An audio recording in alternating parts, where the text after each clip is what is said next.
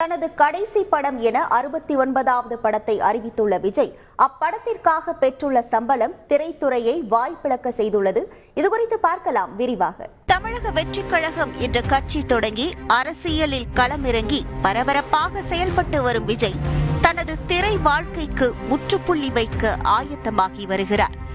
அண்மையில் தி கோட் திரைப்படம் வெளியாகி வசூல் ரீதியாக வரவேற்பை பெற்று வரும் நிலையில் அடுத்த படத்திற்கான அப்டேட்டும் வெளியானது. வினோத் இயக்கத்தில் தயாராகும் 69வது படம் தான் அவரது இறுதி படம் என கூறப்படும் நிலையில் ஒன் லாஸ்ட் டைம் என படக்குழு வெளியிட்ட வீடியோ அதனை உறுதிப்படுத்தியது. இந்த நிலையில்தான் கடைசி படத்திற்காக நடிகர் விஜய் பெறவுள்ள சம்பளம் குறித்த தகவல் வெளியானது. லியோ படத்திற்கே விஜய் 200 கோடி ரூபாய் சம்பளம் வாங்கியதாக பேசப்பட்ட நிலையில் தி கோட் திரைப்படத்திற்கும் அதே சம்பளத்தை பெற்றுள்ளார் விஜய்.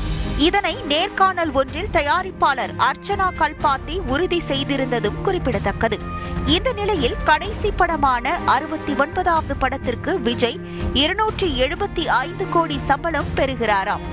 இது கோலிவுட்டிலேயே எந்த நடிகரும் தொட முடியாத சிகரம் என்கின்றனர் சினிமா பார்வையாளர்கள். கோலிவுட் மட்டுமல்லாமல் பாலிவுட் ஸ்டார்களை மிஞ்சியுள்ளார் என்ற பேச்சும் உலாவி வருகிறது.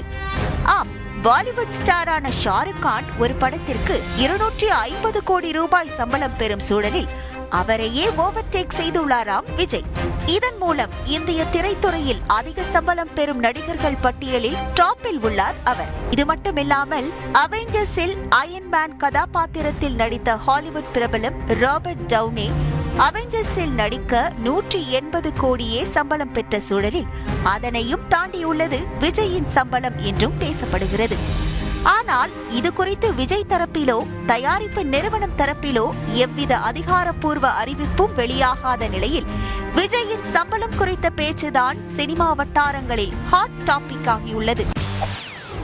செய்திகளை உடனுக்குடன் தெரிந்து கொள்ள உடனே சப்ஸ்கிரைப் பண்ணுங்க.